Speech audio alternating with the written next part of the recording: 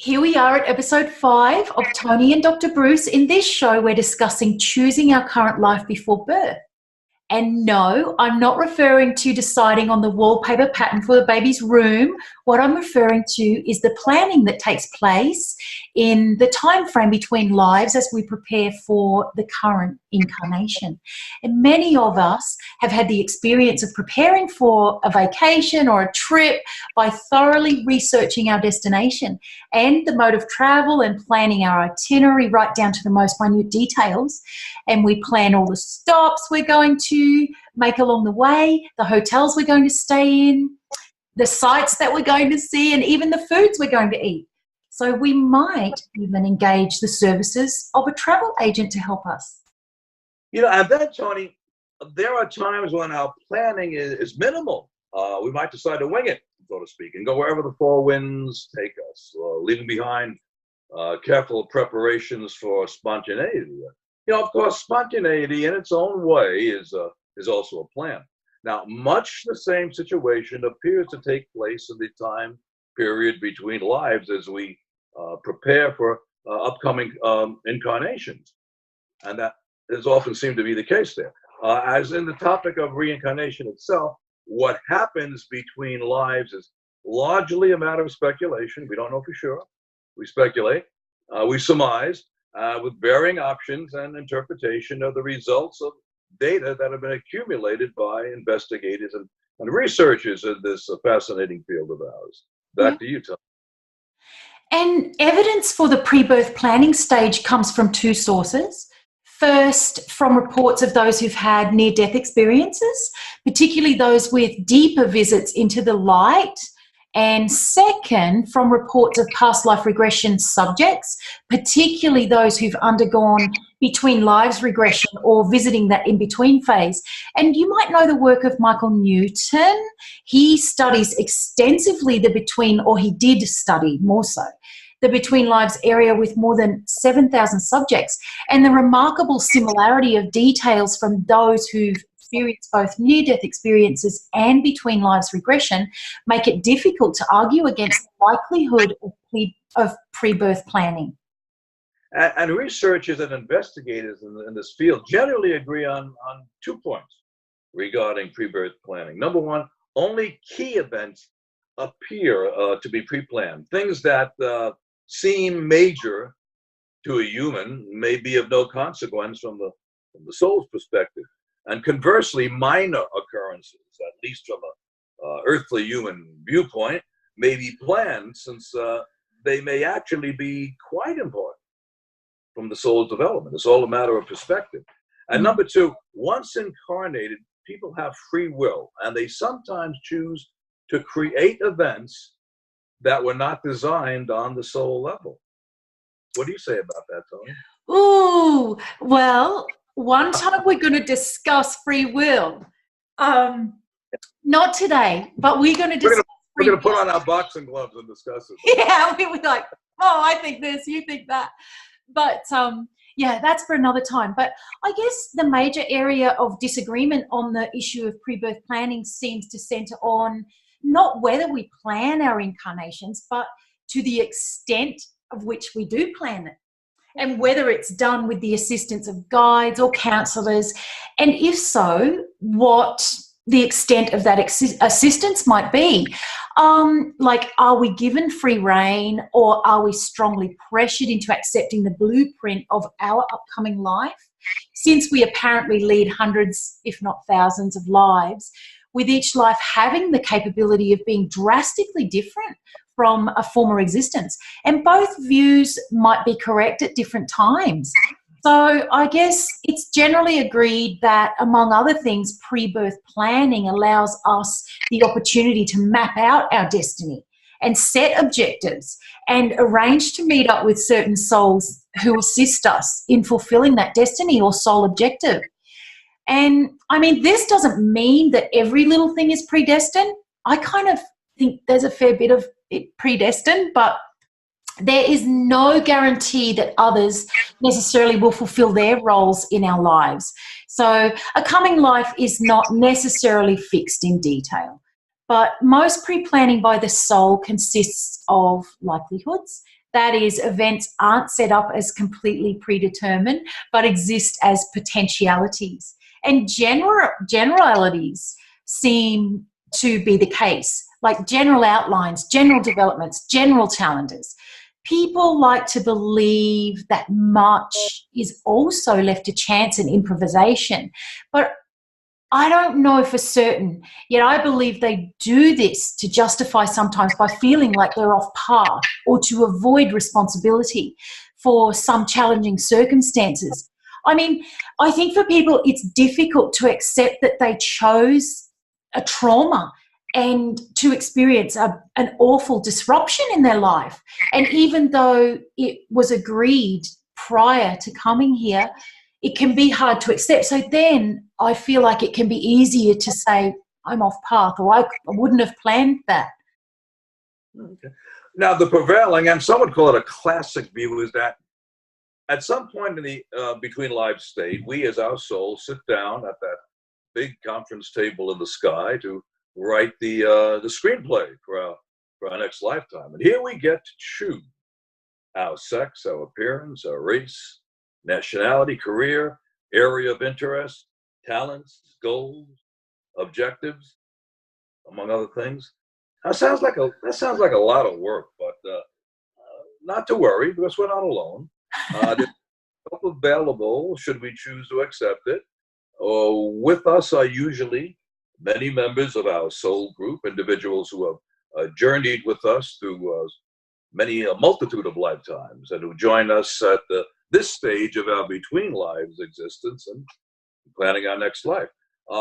They also help us to develop an intricate web of, I would call it, interconnecting life threads, encounters and situations that will assist or challenge us and challenge them at the same time to make the most of our upcoming incarnation.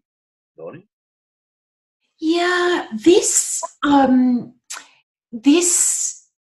idea that we have a soul group, we're going to do a whole show on that, or maybe many, can be also a shock when people realize that people they've interacted with in life that have really hurt them or gutted them even, and then discover that they're part of their group, and they're like, even within the process when you're working with them in a session and they see it and they're like, what's he doing here? What's she doing here?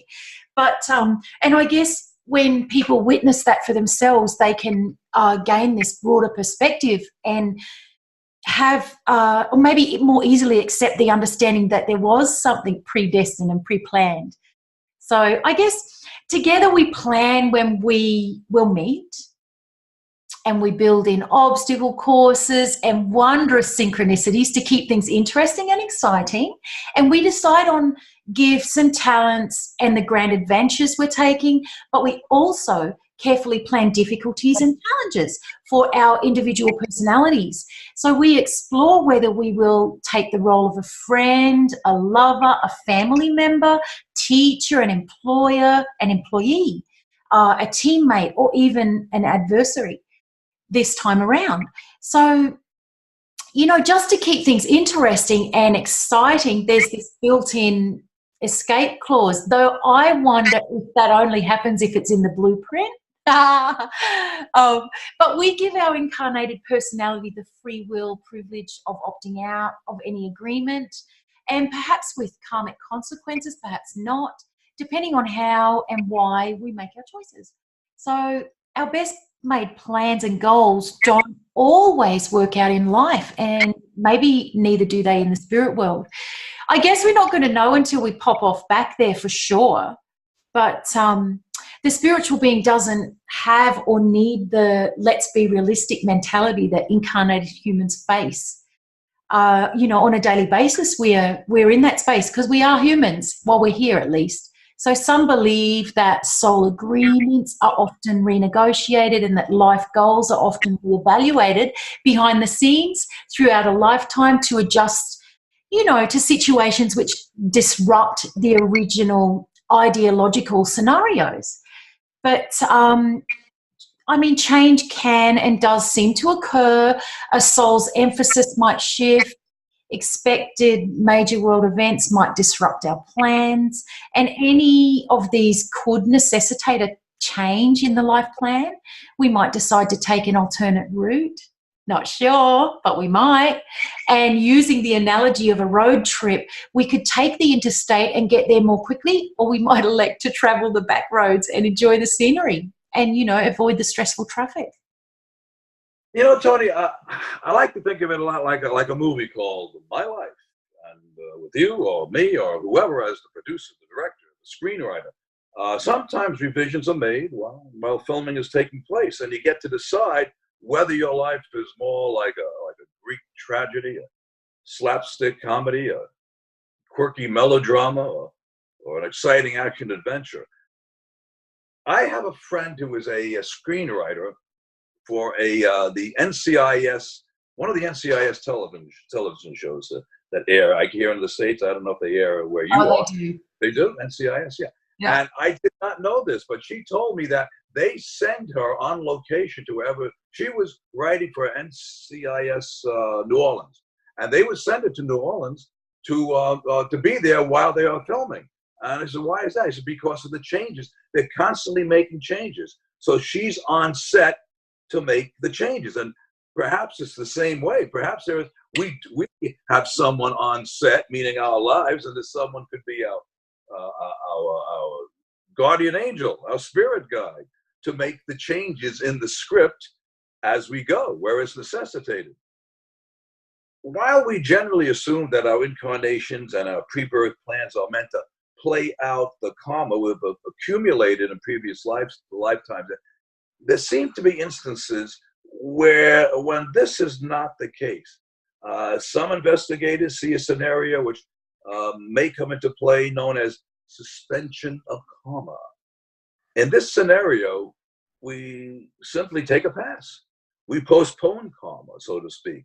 You know, a lot like the summer vacations that from school that we had as kids, suspension or postponement of karma produces a laid-back, calm, easy life, allowing us a period of rest and relaxation. Yeah. Now, if we want to, we can grab our old fishing pole and just amble down to the old fishing pole, in a manner of speaking, and laze the day away. Now, this type of life is usually characterized by us choosing our upcoming incarnation on the basis of our own wants, our own preferences. We may allow our feelings of affinity for certain people, circumstances, cultures, activities, historical periods, and lifestyles to guide us. That might be a topic for another show. Choosing to can we reincarnate into the past? I believe we can choose to go back decades, to go back centuries, and live that life. That would make a great topic for another show. So in essence, you don't start from what you need to do, but you choose from your inventory, from your collective experiences, your fund of experiences, relations, capabilities. Toni? You know what we're going to have to do our little case studies, and we'll find out who's going back. Can you go back into the same one? It's easy enough for us to do these sessions and find out whether it's us or, you know, our clients or volunteers. So there's so much we can do to test the waters, I suppose, test the theory. Yeah. So anyway, as a child back in primary school, or elementary school as you call it in the States, I can remember the teacher giving those students celebrating their birthday a pass from maybe doing their homework on the day. Of course, we still had to make up for it later on. It's exactly what happens when we take a pass on our karma. Right. We still have later on, you know. Yeah. Hey, we get a little rest, a little relaxation. We get a pass for 60, 70, 80, 90, 100 Earth years, but you know, it comes due sooner or later. You still have work. So, in summation, Toni, underlying all the ideas and views on the subject of pre-birth planning is a realization that our existences are not helter-skelter. They're not totally random. To a greater or a lesser degree, it's all part of the plan. All designed in the end to weave the complex thread of the beautiful and marvelous tapestry of our soul's existence that spans as myriad lifetimes on earth. So poetic. Oh, lovely. Well, in the next show, we're covering why would one choose a life of hardship and poverty or poor health? So that'll be something interesting for us to chat about. You've been watching Toni and Dr. Bruce, where we discuss all matters related to reincarnation and past life regression. And if you enjoyed the show, please invite your friends to tune in. So we've been here before and we'll be here again. As a matter of fact, we'll be here next week. See you then.